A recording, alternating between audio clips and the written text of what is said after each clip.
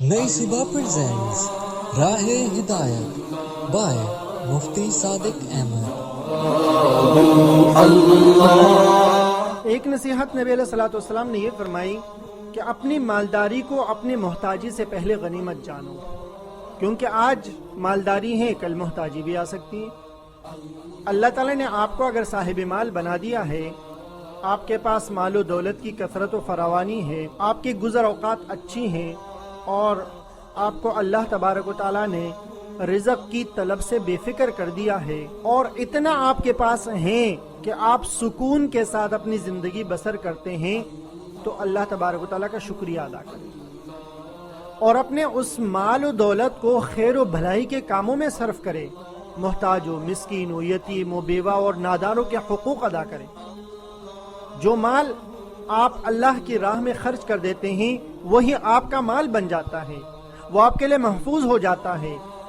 جس کا اجر و ثواب اللہ تبارک و تعالیٰ کے ہاں آپ کو ملے گا۔ اس کی وجہ یہ کہ مال و دولت تو ڈھلتی چھاؤں ہے، آج آپ کے پاس ہے کل کسی اور کے پاس چلا جائے گا،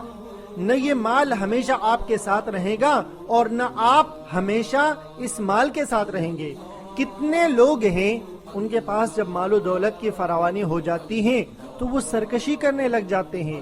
اللہ کی نافرمانی پر اتر آتے ہیں، وہ غفلت کے شکار ہو جاتے ہیں، حرام کاموں میں اپنا مال لوٹاتے ہیں، عیاشیوں میں اپنا مال صرف کرتے ہیں، مال و دولت کے نشہ میں غریبوں و مسکینوں پر ظلم ڈھاتے ہیں، اللہ کی زمین پر فساد مچاتے ہیں۔ اسی کو اللہ تبارک و تعالیٰ نے اس انداز میں بیان فرمایا، کلا ان الانسان لیطغی ان رآہ استغنی، یقین جانو آدمی سرکش بن جاتا ہے جب دیکھتا ہے کہ وہ دولت مند ہو گیا ہے۔ لیکن اللہ تبارک و تعالیٰ نے فرمایا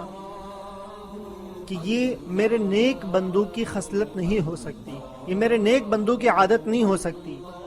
یہ ان لوگوں کی عادت نہیں ہو سکتی ہیں جن کی اچھی صفات ہوتی ہیں، جو اللہ کے فرما بردار اور نیک لوگ ہوتے ہیں۔ ان کے پاس اگر پیسے آ جاتے ہیں تو وہ کبر، غرور، تکبر، عجب اور خود پسندی سے اپنے آپ کو بچاتے ہیں اور ہر قسم کی نافرمانی اور سرکشی سے اپنے دامن کو پاک رکھتے ہیں، کیونکہ ان اعمال کا تو حساب ہوگا۔ مال کے بارے میں سوال کیا جائے گا، کہاں سے کمایا تھا اور کہاں خرچ کیا ہے۔ وہاں ان ذرائع کا بھی جواب دینا ہوگا کہ جہاں سے مال آپ کے پاس آیا ہے،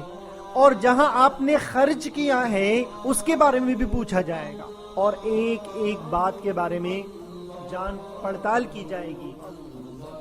حضرت عمر فاروق رضی اللہ تعالی عنہ، عرب کی تپتی ہوئی گرمی تھی، پیاس لگی تھی ان کو، کسی درخت کے چھاؤں میں بیٹھ گئے، ٹھنڈا پانی مل گیا، پیا، ٹھنڈی سانس بھری، نبی علیہ الصلوۃ والسلام سے پوچھا، اے اللہ کے رسول، کیا اس نعمت کے بارے میں بھی ہم سے سوال ہوگا؟ نبی علیہ الصلوۃ والسلام نے فرمایا، ہاں، اس کے بارے میں بھی سوال ہوگا اگر آپ نے اس کا حق ادا نہیں کیا۔ مال کا سب سے پہلا حق یہ ہے کہ اللہ کا شکریہ ادا کیا جائے، اور اس کے بعد اپنے اس مال کے بارے میں فکر مند رہیں کہ اس کے حقوق کیسے ادا کیے جائے، اس کی زکوٰۃ کیسے نکالی جائے، فقیر اور محتاجوں پر کیسے خرچ کیا جائے، ضرورت مندوں کے اوپر کیسے خرچ کیا جائے، اپنی ذات کے اوپر کیسے خرچ کیا، اپنے اہل و عیال کے اوپر کیسے خرچ کیا جائے۔ آدمی اسراف سے بھی اپنے آپ کو بچا کے رکھے اور اتنی بھی فراوانی نہ ہو کہ جو آدمی خود محتاج بن جائے، بلکہ میانہ روی کا راستہ اختیار کرے۔ قیامت کے دن اللہ تبارک و تعالیٰ ایک انسان کو بلائیں گے اور کہیں گے، انسان، میں فلاں موقع پر بھوکا تھا، آپ نے مجھے کھانا نہیں کھلایا، میں پیاسا تھا، آپ نے مجھے پانی نہیں پلایا،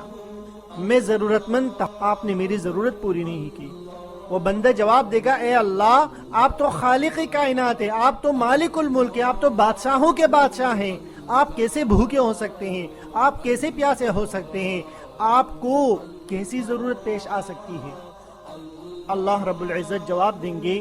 کہ میرا فلاں بندہ فلاں موقع پر بھوکا تھا، آپ نے اسے